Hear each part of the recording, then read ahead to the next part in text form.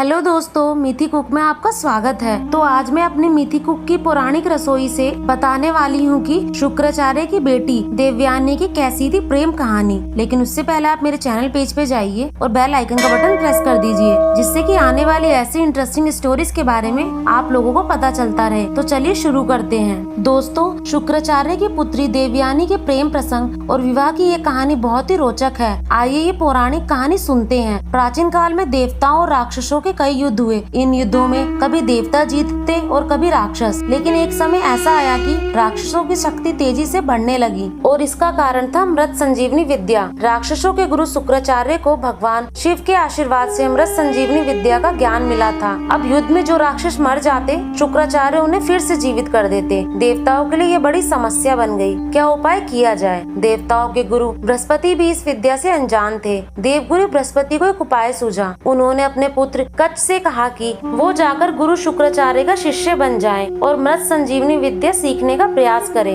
बृहस्पति जानते थे कि ये कार्य इतना आसान नहीं होगा। उन्होंने अपने पुत्र कच्छ से कहा कि अगर वो किसी प्रकार शुक्राचार्य की सुंदर पुत्री देवयानी को प्रभावित या आकर्षित कर लेता है तो संभवतः काम आसान हो जाएगा। कच्छ जाकर गुरु शुक्राचार्य का शिष्य बन गया। कच्छ एक तेजस्वी युवक था। देवयानी कच्छ को मन ही मन चाहने लगी, पर यह बात उसने किसी से नहीं कही। इसी बीच राक्षसों को ये बात पता चल गई कि देवताओं के गुरु का पुत्र कच्छ शुक्राचार्य से शिक्षा ले रहा है। राक्षस समझ गए कि कच्छ का उद्देश्य तो मृत संजीवनी विद्या का ज्ञान पाना है। राक्षसों ने निर्णय किया कि कच्छ का जीवित रहना विनाशकारी हो सकता है, अतः वो चुपचाप कच्छ को मारने की योजना बनाने लगे। एक दिन राक्षसों ने कच्छ को पकड़कर उसका वध कर दिया। देवयानी ने जब यह जाना तो उसने रो रो कर पिता से कच्छ को पुनर्जीवित करने की याचना की। शुक्राचार्य देवयानी के कच्छ के प्रेम को समझ गए। हारकर उन्होंने कच्छ को जीवित कर दिया। इस बात से राक्षस और ज्यादा चिढ़ गए। उन्होंने कुछ दिन बाद पुनः कच्छ को मृत्यु के घाट उतार दिया। लेकिन शुक्राचार्य भी क्या करते, पुत्री मोह में उन्हें फिर से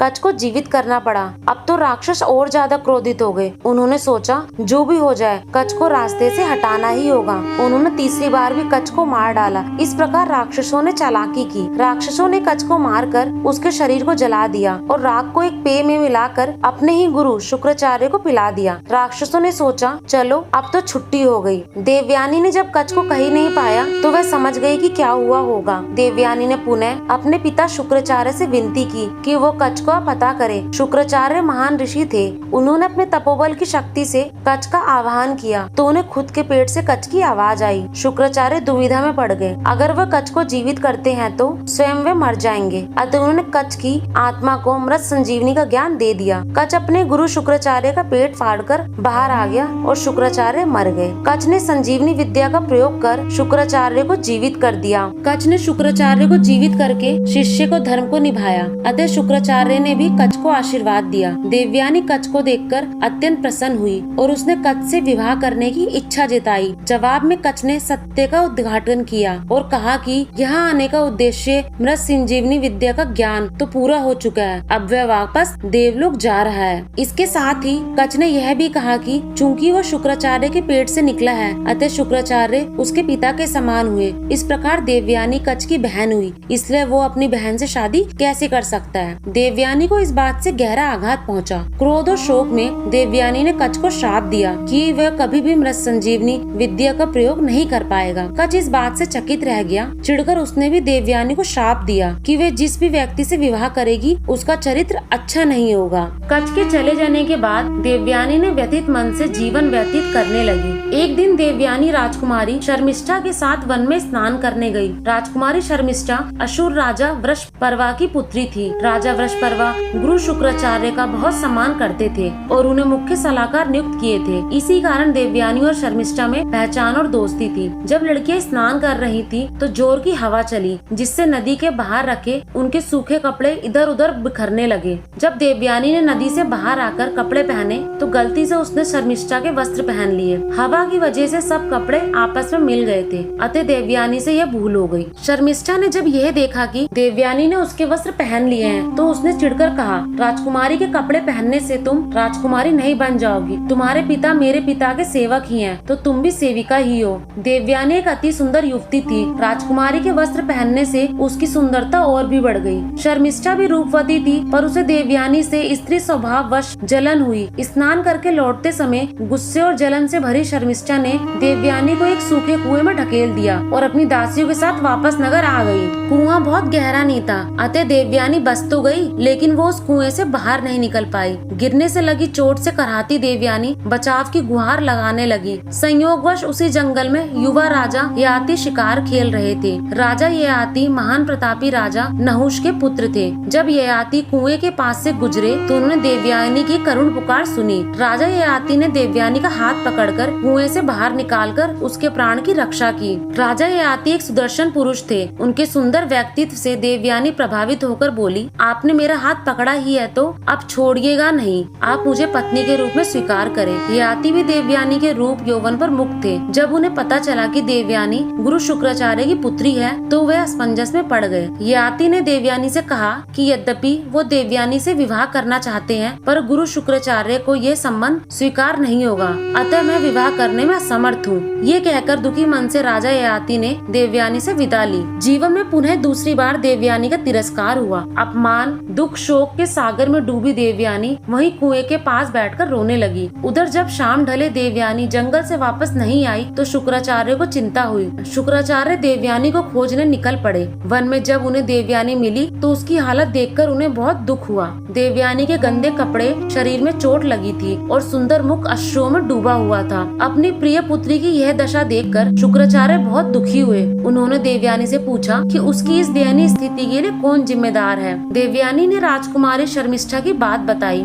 और कहा कि राजकुमारी ने मुझे एक सेवक की पुत्री कहा और मेरा अपमान किया है। मैं यहाँ से तब तक नहीं हिलूंगी जब तक राजकुमारी शर्मिष्ठा मेरी दासी नहीं बन जाती। यह एक अवांछित इच्छा थी, पर गुरु शुक्राचार्य इस स्थिति में अपनी प्रिय पुत्री को ना कैसे कहते। शुक्राचार्य ने राजा वृषपर्वा को संदेश भेजा कि वो इनके राज्य में वापस नहीं लौटेंगे अगर देवयानी की इच्छा अनुसार राजकुमारी शर्मिष्ठा देवयानी की सेविका नहीं बनी तो। राजा वृषपर्वा यह बात जानते थे कि गुरु शुक्राचार्य के बिना असुरों का पतन निश्चित था। राजकुमारी शर्मिष्ठा भी यह बात जानती थी, अतः अपने वंश और राक्षस जाति के लिए उसने आखिरकार देवयानी की सेविका बनना स्वीकार कर लिया। दिन बीतने लगे। एक दिन देवयानी उसी वन में घूम रही थी कि पुनः उसकी मुलाकात राजा ययाति से हो गई। देवयानी और ययाति दोनों एक दूसरे को देखकर अत्यंत प्रसन्न हुए। इस बार देवयानी ययाति को अपने साथ लेकर अपने पिता गुरु शुक्राचार्य के पास पहुंची और ययाति से विवाह करने की इच्छा व्यक्त की। गुरु शुक्राचार्य ने देवयानी की इच्छा स्वीकार की,